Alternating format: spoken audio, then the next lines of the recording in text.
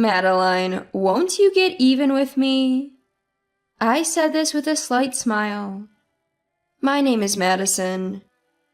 I used to be told my smile was cute, but now at 50, I'm starting to worry about laugh lines. I've given up on anti-aging skincare and just believe these lines add a mature charm to my face. A woman's best feature is her smile, even if it's a little wrinkled, right? At least, I think so. Today, I want to share a story from back when I was in my 30s, still relatively free from wrinkles. Or maybe my forehead was starting to show its age a bit. Anyways, I was young. Would you like to listen? At that time, I was 29 years old. I had been married for 4 years to Samuel, who was the same age as me. And I was getting the hang of being a homemaker. Life was smooth sailing, or so it seemed. Then my husband got transferred.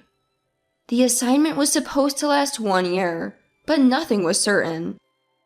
Plus, after coming back, there was a possibility we could get relocated again, and nothing was set in stone. To top it off, it was also time to renew our apartment lease. If my husband returned earlier than expected, we'd incur an early termination fee. And if we renewed the lease, he might get assigned to a new location soon after. My husband assured me that these constant relocations would slow down in our 30s, as he rose through the ranks. Promotion was guaranteed once he got through this string of transfers. Since we were planning to raise our kids in a home of our own, we wanted to save as much money as possible. So why didn't I go with him? My mother, who raised me on her own, had fallen ill about 6 months ago and was hospitalized. If I went with my husband, visiting her in the hospital would involve flying, which wasn't practical. I couldn't do that 2 or 3 times a week just to bring her laundry, nor could I rush to her side in case of an emergency. Furthermore, I was an only child. My mother could only rely on me. So, after talking it over with my husband, we decided on a temporary separation. He wasn't thrilled about leaving me alone in a cheap apartment with lax security. The area we lived in had its fair share of safety issues back then. But at the same time, I couldn't stray too far from my mom's hospital. At that point, my husband suggested that we move in with his mother, Madeline. We were close friends, frequently visiting each other's homes, so we thought it would work out well. Around that time, it had been 6 months since Madeline's husband passed away. She seemed lonely in her big, empty house, especially now that her kids were grown and her husband was gone. So she was absolutely thrilled at the idea of having me live with her, even if it was just for a short while. I thought living with Madeline would be fun, so I agreed. But looking back, the timing was terrible for everything. About a month after I moved in, my husband's sister Natalie returned to her family home to prepare for childbirth. Natalie is extremely selfish. She even complains that her father's funeral service was boring and long. Of course, Madeline and my husband condemned her for it. Natalie seemed oblivious to why everyone was angry, and I found it hard to get along with her. However, Madeline was very protective of her daughter. Natalie had been a premature baby and was critically ill at birth. So Madeline never took her eyes off her and was perpetually worried, even after she grew up healthy. While Madeline didn't love Natalie more than her other children, she was clearly more attentive to her needs. Even at the funeral, my husband was the one who scolded Natalie the most. I had a good relationship with Madeline, but the balance felt threatened when Natalie moved in. I was secretly worried. "Hey Madison, get me some coffee," Natalie would say. Sure. Ever since she returned home, Natalie treated me like her personal assistant. As the wife of their son who was staying under their roof, I felt I couldn't object and just obeyed. At first, Madeline tried to help me, but Natalie kept saying, Madison is inexperienced as a wife. She needs to learn housework on her own. So Madeline gradually stepped back. 2 weeks after sister-in-law moved back home, the situation was as follows. Madeline was giving me all the chores, sister-in-law was lounging around as usual, and I was the only one constantly working. Even Madeline, who initially felt bad about giving me extra work, was now like, just do the usual, will ya? It's scary how quickly you can get used to things. Before I knew it, I found myself acting like a maid in my in-laws' house. Then one day, Madeline got gastroenteritis. Luckily, my sister-in-law and I weren't infected. With my sister-in-law being pregnant and Madeline being contagious, it made sense to keep them apart. But sister-in-law took it to an extreme. Don't come to me right after visiting Mom. Take a shower first.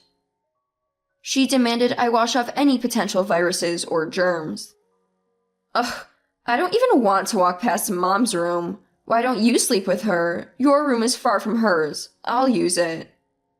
She even went so far as to kick me out of my room. For the record, Madeline got angry, asking who would support my sister-in-law if I got infected. So I ended up sleeping in the living room that night. I would have preferred using my sister-in-law's room, but she lashed out, saying, You want to sleep in a pregnant woman's room when you might be carrying viruses or germs? Are you kidding me? So I just decided it was easier to sleep in the living room. Honestly, her words made me want to cringe. And this is her own mother we're talking about. I was pretty ticked off, but I refrained from confronting her directly. I vented my frustrations to my husband, and even thought about ending this whole living with in-laws situation. But I stayed silent. I didn't want to burden my husband, who's already working hard for our future. He's on the cusp of a promotion because of this transfer. Since he's giving his best, I thought I should too. Then, a few days later, Madeline's stomach flu was finally gone, and this happened on the day after she had self-isolated for another 3 days. I was bringing laundry down from the second floor when I saw Madeline and sister-in-law in the study. I was shocked. Madeline was comforting a crying sister-in-law. What happened now? Is this just another case of pregnancy hormones? Then Madeline, filled with anger, glared at me. You're such a disappointment. I was stunned, clueless about what was going on. Madison, you berated my daughter behind my back while I was sick in bed? Wait, I never said anything like that. My daughter said you yelled at her to look after me. Her stomach hurt so bad from the stress, she asked for an ambulance, but you ignored her. What are you talking about, mother-in-law? The moment I showed a worried expression, my sister-in-law flashed a malicious grin. Look, Mom, Madison is panicking. You must have hit a nerve. And here I am, about to give birth. So cruel. I never thought my son's wife would be like this. I've always liked how you handle things seriously. Please, just listen to me. No matter what I said, Madeline just wouldn't listen. Well, from Madeline's perspective, I was the daughter-in-law who ignored her pregnant daughter's abdominal pain, so I get it. Seriously, no one but my family should be ordering me around. Telling a pregnant woman to care for a sick mother is just outrageous. I'm truly shocked, Madison. If you can't obey my daughter, you don't have a place in this house. Change your attitude or leave. How can I get them to understand? Or maybe, just maybe, it's time to leave this house without telling my husband. Just as I thought this, suddenly my sister-in-law started feeling labor pains. It was time to go to the hospital. She probably got excited about setting me up. She was certainly grinning maliciously. From there, it was all chaos. Even Madeline, who was supposed to dislike me, needed any help she could get and asked for my support. Part of me wanted to ignore her, but the unborn child is innocent. Madeline and I united, got sister-in-law to the maternity clinic, and she safely gave birth to a baby girl. After the birth, sister-in-law naturally wanted to care for her own baby, and Madeline couldn't wait to help, so I was left to manage just the household chores by myself. A month flew by, and sister-in-law went back to her husband's place. But the tension was palpable the first time Madeline and I were alone again. So I decided to go ahead with the plan I'd been warming up to, even if it meant taking a risk. Madeline, can we talk? What is it? Madeline's voice was icy. Well, can't blame her. Do you know that your daughter is actually being nice to you just to get her hands on your inheritance? That's impossible! Don't lie to me again. I'm grateful for your help during her childbirth, and I'm keeping you in this house just out of kindness. Whether you believe me or not is up to you, but please listen to what I have to say till the end. If you spout nonsense, I won't listen. I won't spout nonsense. Just listen to this. With that, I played a voice recording. Ah, long time no see, Liam. How've you been? Yup, getting ready for childbirth, so I'm back at my parents' place. It's so easy with my sister-in-law doing everything. What we heard was sister-in-law's voice. Madeline also found herself listening intently to her daughter's voice. My husband? He has no idea. He thinks it's his child, but it's actually Liam's. How about you? Any chance you'll be leaving your wife? I plan on telling my husband that he hit me or something, and then running back to my parents' place to file for divorce. I'll milk him for all he's worth in the divorce settlement, haha. My mom, no worries, she loves me. She's not gonna suspect a thing. And before she kicks the bucket, I'll make sure she writes a will leaving everything to me. My family's pretty wealthy, you know, so the inheritance should be sizable. Let's buy a house and enjoy life together. For now, I gotta keep buttering up my mom. It's a pain, but it works in my favor. She's old. It won't be long before she's just an inheritance. It turns out sister-in-law's child wasn't her husband's, but the result of an affair with a married man. Listening to their conversations, it seems they plan to divorce each other's spouses while keeping their affair a secret, and then start over together. Even though Madeline is getting on in years, she's still full of life. Despite this, they appear to be counting on Madeline's inheritance as funds for their new life together, or perhaps as a future nest egg. I noticed that my sister-in-law was often on her cell phone, having long conversations in her room. So, during a cleaning break, I planted a hidden voice recorder in sister-in-law's room and successfully recorded her. Madeline was trembling as the recording ended. I thought she was a daughter I could be proud of. What a betrayal! With that, Madeline slammed her fist on the table. I'm sure that even my husband, who isn't here, has never seen Madeline get angry at her beloved daughter like that. Feeling like I had gained a small victory, I secretly smiled to myself. Still doubting me? By the way, that story sister-in-law told about having stomach pains and me nursing her, that was a lie too. I don't doubt you. I'm sorry for not listening to your side of the story, Madison.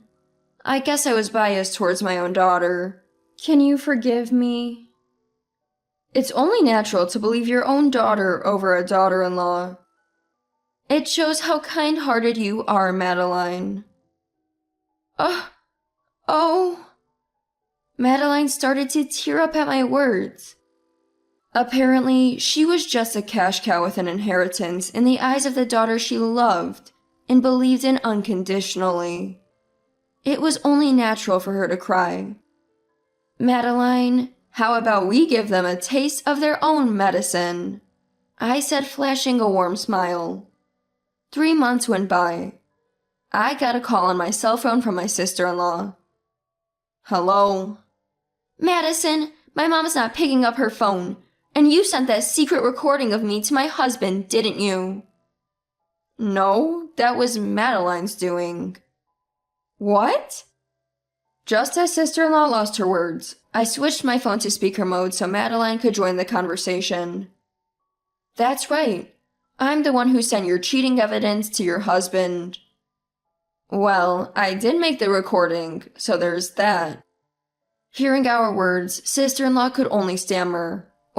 What? What's going on? Mom, why would you? Could it be? Yes, not only about the affair. We also know all about how you've been calling Madeline the inheritance lady. Hold on, Mom. That's just Madison lying. I never said or did anything like that, believe me. That raspy voice in the recording is unmistakably yours. At Madeline's words, I couldn't help but burst into laughter.